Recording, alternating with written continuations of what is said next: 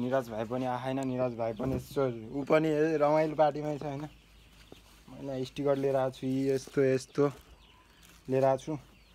ट्यागको टाँसिदिनु पर्यो क्या लिएर 3-4 दिन भइसक्यो लाल गाडी माथि छ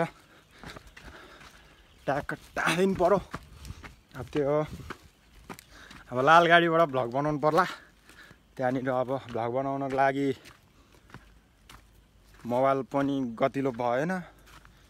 मोबाइलबाट बनाऊ कि गोप्रोबाट बनाऊ कि के गरौँ म कन्फ्युज छु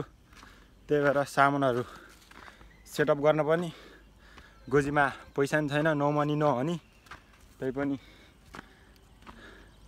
गर्ने छु जस्तो हुन्छ त्यस्तै यहाँ छ लाल गाडी मेरो लाल गाडी यता भुस छ भुस पनि बोक्नु पनि छ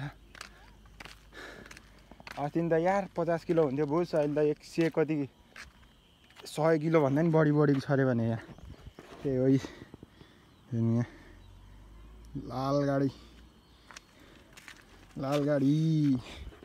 लाल गाडीमा अब स्टिकर टाँस्छु अनि स्टिकर टाँसेपछि देखाउँछु स्टिकर चाहिँ हेर्नु होला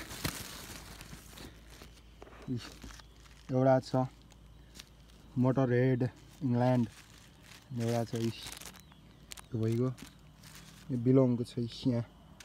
यो 3टा स्टिकर यता साइडमा टाँसिनु पर्ला सोचिरहेको छु ल टाँसेर देखाउँछु म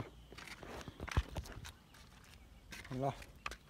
स्टिकर पनि टाँसिसक्यो होइन जम्मा 3टा थियो यहाँ साइडमा यस्तो टाँसेको होइन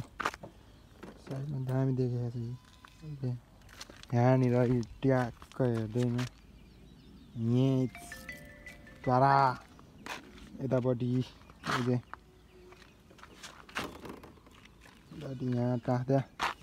अझै यहाँ यति त प्रिन्ट गरेर हाल्न बाँकी नै छ है यो हिजो अस्ति नै लिएर आएर राखेँ टाँसौँला भने कहिले भ्याएकै थिएन फाइनल्ली आज टाँसिदिएँ